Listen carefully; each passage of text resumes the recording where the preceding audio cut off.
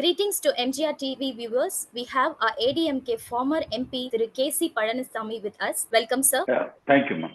Sir, as a serious and a famous politician of Tamil Nadu, you have gained a lot of experience in the parliament and in the assembly on many important issues. So, we would like to discuss a few prime issues with you through this interview. Sir, recently, Supreme Court has given a swift verdict by abolishing the electoral bond process. What is your view on this verdict? So no political party is exempted from corruption. Only there are three differences among the political parties in how they get their political funding. If as cash, unaccounted money is received, then that's a DMK or the Dravidian model of corruption. In the name of trust, in the name of electoral bonds, etc., or to some extent even in the PM care funds. These are all the things which adopted by the BJP. If it is received at overseas, then that's why Congress. But with BJP, there are a couple of more what the Prime Minister, Mr. Modi, is attempting towards is he want like the Russian President Putin or the Chinese Premier, like that throughout his life he want to establish someone like them. That's the object of the current Prime Minister, Mr. Modi. But the ideology driven by the RSS or the BJP is something like the American system, where every political party, this lobbying is permitted. Take the MPs, they charge for the lobbying, they can take money. And the political parties, in the American elections, they all used to get fundraising.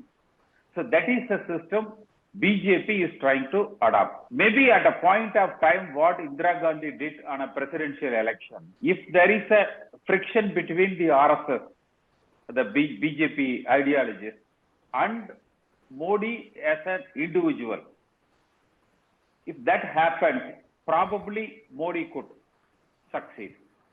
And even in the current election, people are trying to project Modi as a face to win for the third continuous Prime Minister.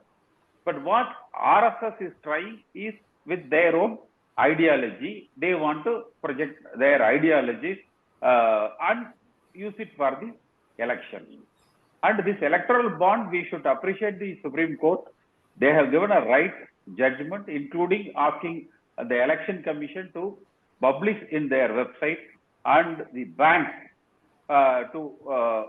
even to refund the unencashed bonds, etc.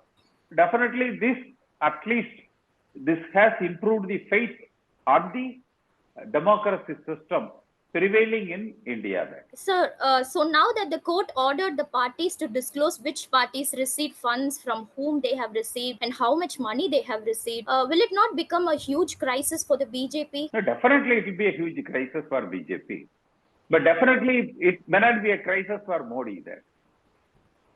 So that's the reason I try to distinguish between the BJP and its ideology forces like RSS at one side, and Modi as an individual who is trying to project himself. So even if that comes in place, Modi will try to substantiate with that. Probably this ideology was brought by Arun Jaitley. But definitely with the approval of the Prime Minister only, because the government is at fault. It's the Finance Minister who amended a couple of bills. It's the Finance Minister who amended a couple of bills for getting this bonds accepted. Definitely the Finance Minister is at fault. And definitely the Finance Minister should have done with the consent of the Prime Minister only. Then as a Prime Minister, Mr. Modi is accountable to that. So all that is, so far BJP was projecting themselves, they are above corruption and all that. Now this has come to light. Even BJP is not above corruption. And they too, every political party is involved in the corruption practice. Maybe their methodology is different. Okay, sir. So this is about the farmers' issue, sir. Farmers have announced nationwide protest again in Delhi, and they say that the given promises were not fulfilled by the BJP government. So has BJP cheated the farmers? So definitely BJP is almost declaring war against their own citizens. That is against the Indian citizens. I think there were rumors or maybe the fact the Chinese have entered into the Indian territories where these new technologies, drones, etc., has not been used to curtail then that infiltrators. But against the Indian citizens, against our own farmers, the government is using all sorts of technologies to curtail their movement towards Delhi. And what the farmers are insisting is nothing but the promises made by the present BJP government. And the minimum support price, what the farmers need is you fix a minimum support price. If the market price is above the minimum support price, then there is no financial implications for the government. Only that minimum support price comes into the rescue of farmers when the prices drop below the minimum support price. A couple of things, maybe I have seen in many social media, they are projecting that each farmer's pension at 10,000 rupees would cost a huge 40,000 crore, etc., etc. Those things you forget. At least the minimum support price and withdrawing the cases. So couple of their demands can well be accepted by the government. I don't know why the present government, that too, having closer to the election, why they are complicating this issue. Definitely this is going to affect the BJP in the parliamentary elections. Sir, what's your view on how rudely the protesters are being handled by the government by throwing tear gas? They threw tear gas to stop the protest. Even a farmer has died. So, what is your view on that? Unwanted things against their own Indian citizens. Even in the Pakistan border or in the Chinese border, this type of security has not been provided or created by the Indian government, where for our own people are being prevented to enter into Delhi. Why should the government is afraid of them? If the government is confident enough, why should they prevent them in entering into Delhi then? Even a BJP administrator No, says for the farmers' protest, only unfortunate thing is it is happening only in few northern states. If this spreads all across India, in every state, then definitely that would cost the present government. That will ensure the defeat of the present BJP government in the coming election.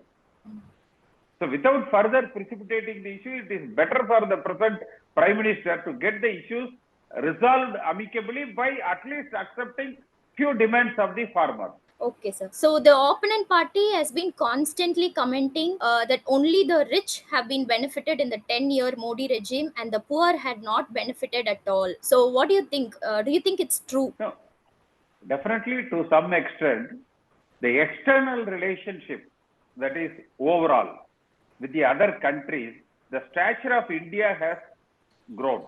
That has gone up. We can't omit that. Definitely, we have to give that credit to the present Prime Minister and the present External Affairs Minister.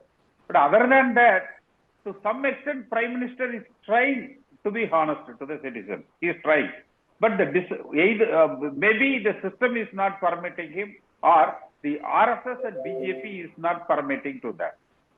That's the reason initially I try to differentiate the ideology of RSS and BJP against the ideology of Prime Minister Mr. Modi as an individual. Modi believes in himself. RSS believes in its own ideology. Okay, sir. Recently, in the Tamil Nadu Legislative Assembly, they have passed a resolution against one country, one election and constituency redistricting. How do you see that resolution? No, definitely that is not a practical solution brought by the present BJP government. That is practically not possible. In the whole democratic system, at a similar time, at a stretch, by having all the elections together is not at all possible. In fact, when we get into the democracy after independence, probably that time all the elections would have been held simultaneous. But as and when there were when the government lost its majority in the assembly or in parliament, then they are bound to go for midterm polls. Even in the parliament, like VP Singh, Chandrasekhar, even Morarji Desai, Charan Singh, many interim governments was in place. So that is practically not possible. Even if they again create that, maybe after a few years, after a couple of elections, the order of election will again may not be on a single time. That will get disturbed. That I think this attempt may not succeed. Okay, sir. So what's noteworthy is that opposition leader Edappadi Palanisamy supported the One Nation, One Election scheme. Keeping this in mind, a few months back, he said that it is in next few days the DMK regime will be destroyed. Now suddenly ADMK is neither supporting nor rejecting this resolution. EPS remained quiet during the controversy over legislative governor as well. So how do you see the silent status of EPS? What could be the reason behind the silence? He is hand holding with Stalin. That's what we could see that. Because there are, because even take, it is 3 years now.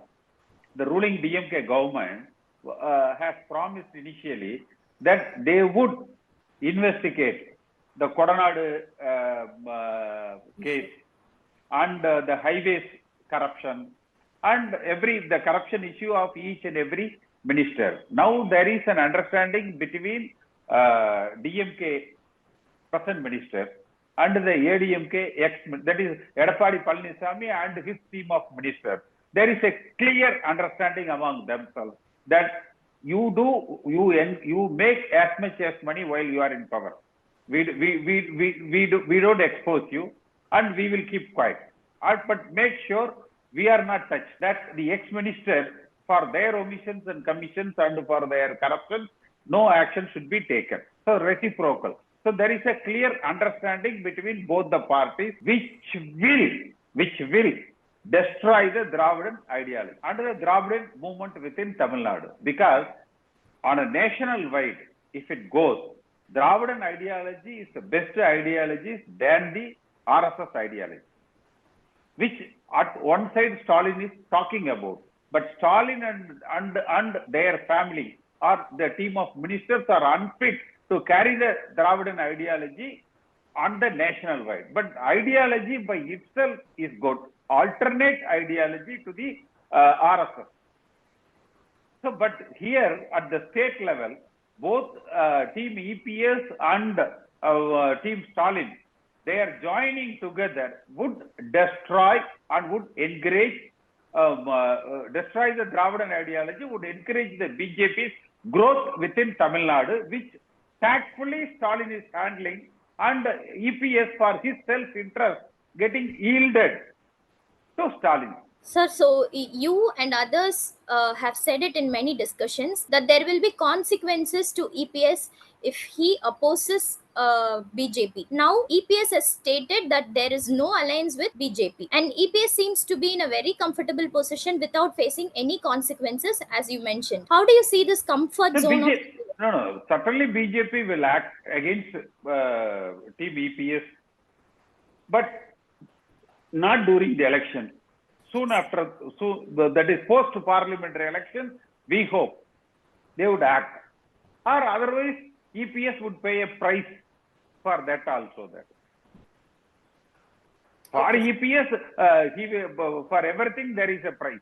So he will pay that. Okay, sir. So DMK has finalized their alliance for the Tamil Nadu parliamentary elections, but ADMK hasn't yet formed an alliance. So far, the service DMK has not yet finalized. They are yet to declare it. Probably internal discussions are going on. The similar way, ADMK has to come out with its own formula. But as on today, I think there is no one with BJP.